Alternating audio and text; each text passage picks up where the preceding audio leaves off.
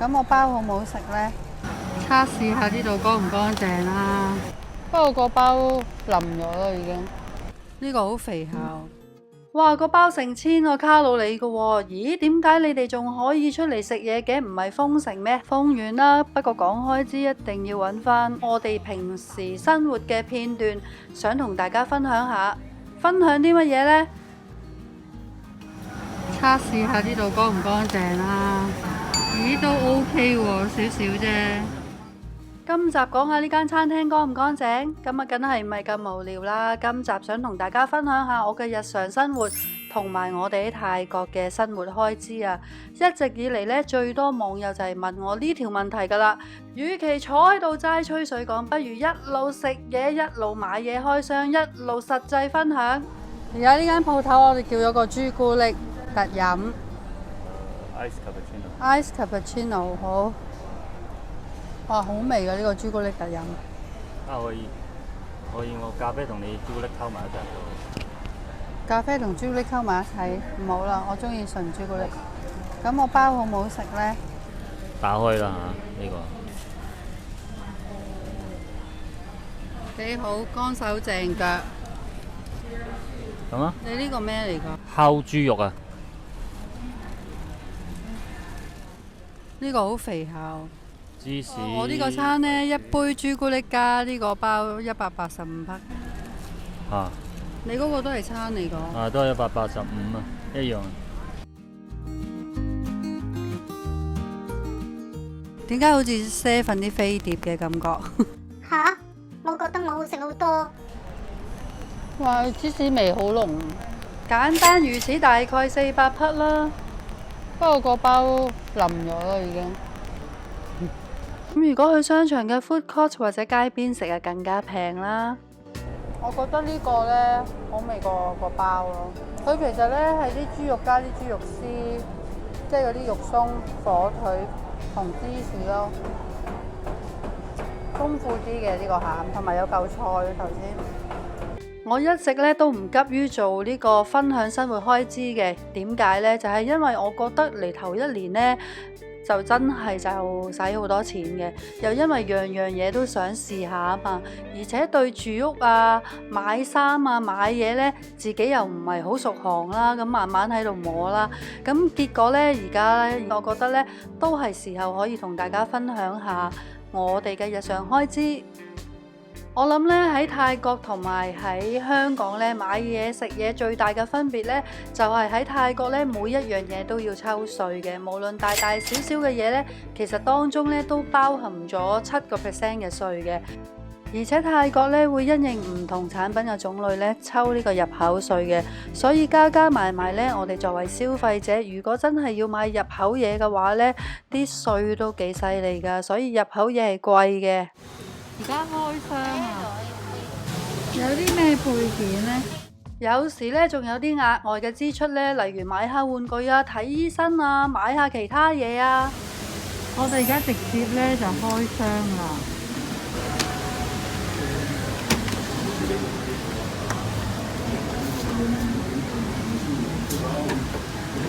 1 minute。1 minute ค่ะ OK。按1分鐘咧就等啲水熱。for coffee OK。for steam milk 1 minute。OK。用色燈腳咧就去。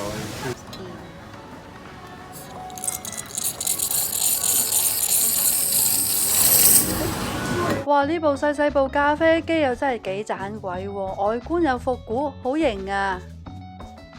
所以出親街呢，多多少少都係有啲支出嘅。single shot double shot นะคะ double shot。double shot OK。single shot。นี่เป็นตัวน้哦，知啦知。OK。พาวเดอร์ OK。ค่ะก็จะเป็นสปูน 哦 แชมเปอร์ OK。good。เป็นรสเท่าไหร่มันจะเข้าเป็นบาร์นี้แล้วก็我希望呢條短片呢，從實際生活角度出發，所以同大家分享下我哋出去食嘢買嘢啦。咁而家呢，就一路沖咖啡，一路同大家分享下我哋嘅生活開支啦。嗱，分享咧泰國嘅生活開支咧，第一樣嘢係有啲前設嘅，就係以泰幣計啦。咁泰幣嘅匯率咧就有上上落落嘅。匯率方面咧就參考翻你自己熟悉嘅匯率地方啦。咁今日同大家分享咧，就只不過係我同阿凡嘅生活模式嘅啫，亦都唔代表每一個人嘅生活要求同埋模式都一樣嘅，所以呢一樣嘢要留意啦。而所有嘅數呢，都係以兩個人啦，我哋兩個人咁樣去睇嘅。首先呢，移居生活呢係有啲必須嘅開支嘅，非常之必須嘅呢，我就俾5粒星。而2粒3粒嗰啲呢，就係睇下啦，視乎啦咁。咁而家呢，就一一同大家傾啦。第一樣嘢呢，就係簽證啦，嚟泰國做退休簽證呢，每一年呢都有筆費用嘅。而阿凡呢，同埋我都係 OA Visa 嚟嘅，所以阿凡就要喺泰國買一份保險啦。咁我就唔需要嘅，因為我係醫親嘅。咁加埋如果正常嚟講呢，我哋每年呢都預算咗呢係會返香港探下屋企人啊，又或者去第二度玩嘅。所以有5000匹嘅 multiple entry 呢，多次出入境簽證呢係需要俾啦。咁仲要加埋呢，有一個1900匹嘅簽證費呢，每一年係需要俾嘅。咁就睇返衣食住行啦。咁着衫方面呢，因為已經係退咗休啦，所以物欲呢就冇以前做嘢咁犀利噶啦。老實講，但係呢就會貴精不貴多啦，就唔會好似以前咁亂買嘢嘅。所以呢，我就俾2粒星星。咁呢有5粒星星呢，就係話食啦，因為其實我都幾中意食嘅。咁食呢方面呢，亦都係因個人而異嘅。你出街食或者自己煮，去大排檔食或者去餐廳，又或者呢，你去超市買嘢，去高級超市啊，定一般啦，定甚至去啲地道嘅市場啊、街市啊、市集去買呢，個價錢呢都真係個波幅好犀利嘅。咁啊，視乎自己啦。咁跟住就係住啦。咁如果咧你自己係有泰國物業嘅話咧，咁多多少少每一年都要俾維修費啊、管理費啊，或者其他地租啊等等嘅費用啦。咁如果租屋嘅咧，就每個月有租金嘅費用啦。至於行呢方面呢，就睇下你養唔養車啦。養車係一筆數啦。如果你出入都中意搭的士嘅，又或者揀唔同嘅公共交通工具嘅，個數呢亦都可以係有個分別喺度嘅。有時的士仲平過 BTS 㗎。咁仲有冇其他嘢要計一計諗清楚呢？就係你退咗休之後，仲有冇其他人要照顧啊？要有筆開支啊？有冇諗住你每年都去海外旅行啊？又或者呢，自己會唔會係有啲病痛嘅，就需要去固定買啲藥物啊，或者去睇醫生啊，甚至呢一樣嘢呢，就真係要計一計你保險嗰條數啦。跟住呢，有啲人退休呢，就會揾翻自己啲嗜好噶嘛，例如影相啊、畫畫啊等等等等咁樣啦。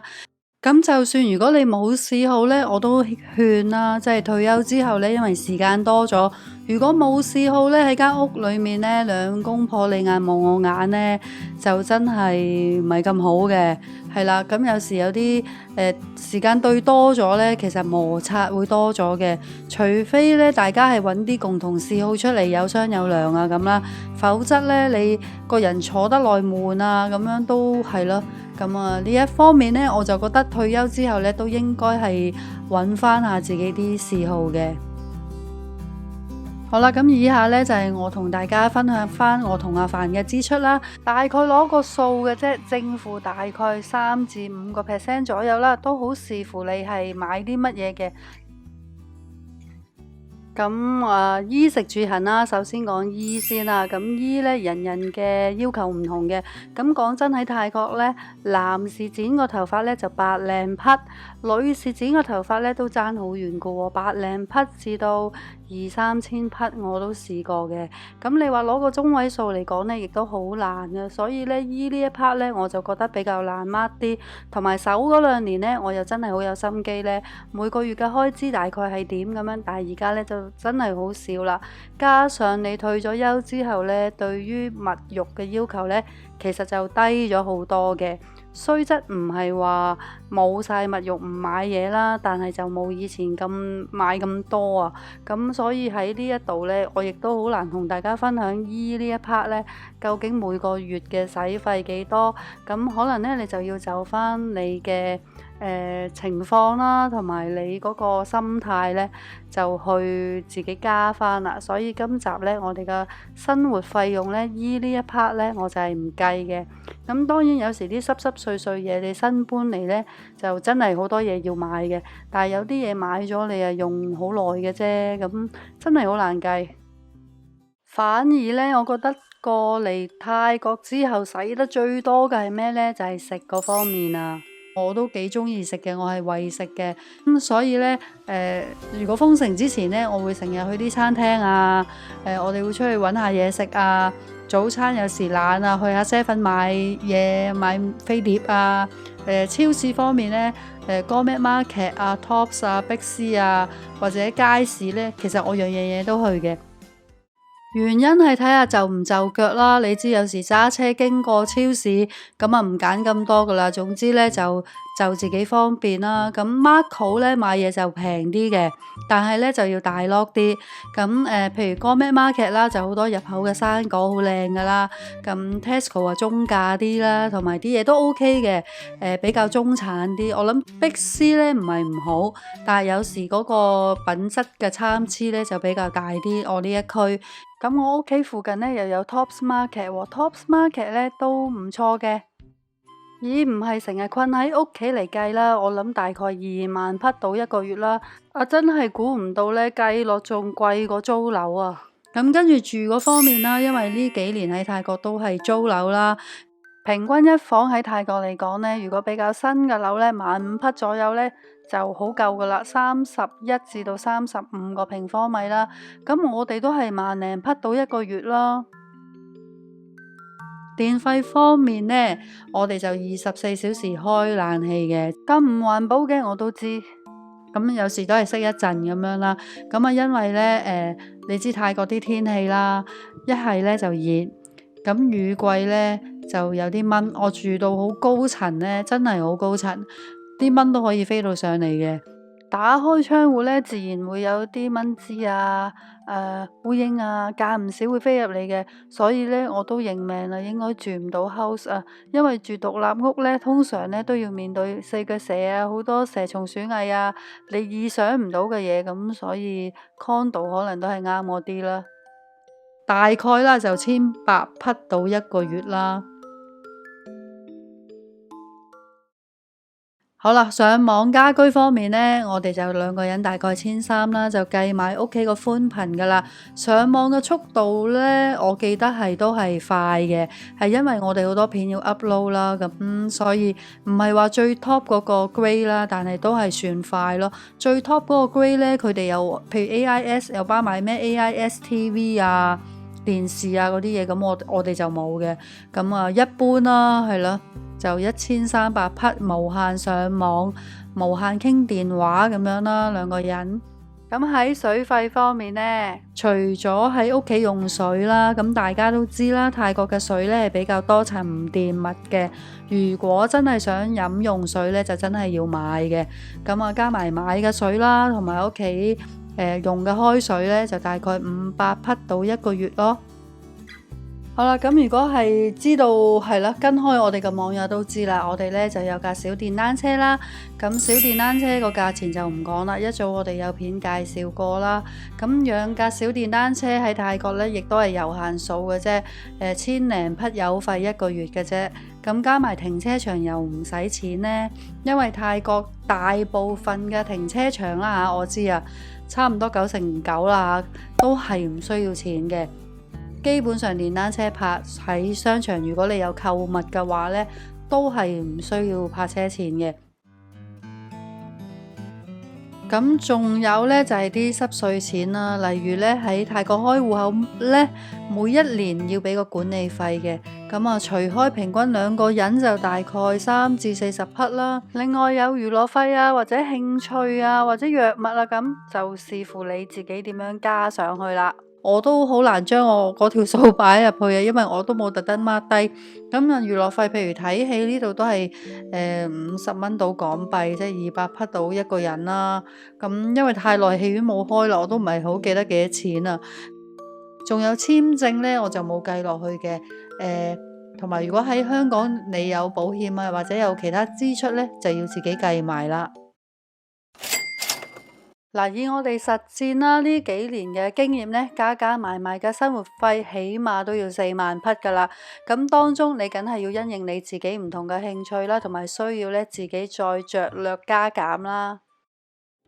有朋友竟然問我呢，去英國揀5+1好啲啊，定係去泰國好啲呢？真係睇下你年齡啦，需唔需要做嘢啦，同埋呢，講真，你去到第二個國家呢，你一定係要計掂條數，乜嘢都係錢嚟嘅。你唔好以為泰國啲嘢真係好平，有好多嘢呢，佢哋外國人係另一個收費模式嚟嘅。嗱，我頭先呢一再強調啦，大家個生活標準唔同嘅，好似以前咁，你嘅中產同埋人哋嘅中產嘅概念呢，可以完全唔一樣嘅，都唔緊要。而家呢，你睇完我嘅片啦，我都希望呢，你睇埋我早前製作嗰個世界生活成本，裡面有個軟件呢，係非常之好，同埋實時呢，可以幫你計好實在嘅數呢，究竟你去世界各地任何邊一個國家，如果移居呢，基本上你要預咗嘅生活費咯。咁我就覺得呢，你預咗個基本嘅生活費，再加多30% 到啦，即係預一啲突發嘅嘢啊，突然其來嘅嘢啊，咁樣呢就會最安全啦。要認真計好自己條數呢。咁我亦都再一次將我呢條世界生活成本嘅 link 啦，擺喺文字嘅下方，你哋一 click 呢，咁就可以去睇一睇你哋到底要預幾多錢去移居或者去其他國家移民噶啦，就唔係淨係泰國嘅，非常之實用嘅。希望今集呢，我哋又開箱又行街，又好實際咁樣講每個月嘅生活開支，而且我都公開咗好多呢網友問我嘅數目啦，希望滿足到大家之餘呢，而家我都希望大家幫下手，幫我投票俾 Eka 72號嘅 Eka， 佢參加全民造星，有好多參賽者已經晉身成8強啦。呢位一直都咁認真去做音樂嘅音樂創作人，我哋係咪要俾啲支持先？條 link 呢就喺下面啦。你未聽過佢嘅歌，唔係啊嘛？窮退太無憂嘅歌啊，你都未聽過？收工啦，返屋企啊。Can I talk to you later? I'm really tired. Gotta catch a train. Working in the city with a 9 to 5. Tryna chillin', tryna make a living, I'm going crazy.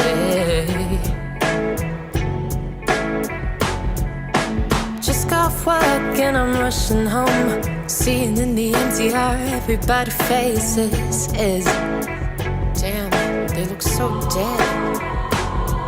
Now I ain't gon' lie, got some big dreams. I tell myself it's gonna be okay, okay.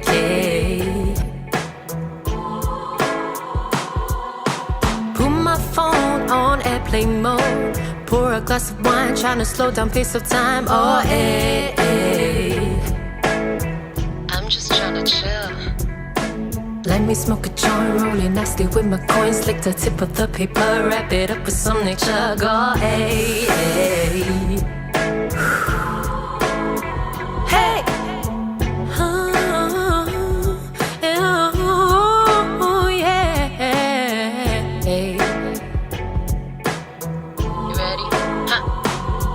Say, ay, ay, ay, say, ay, ay, ay.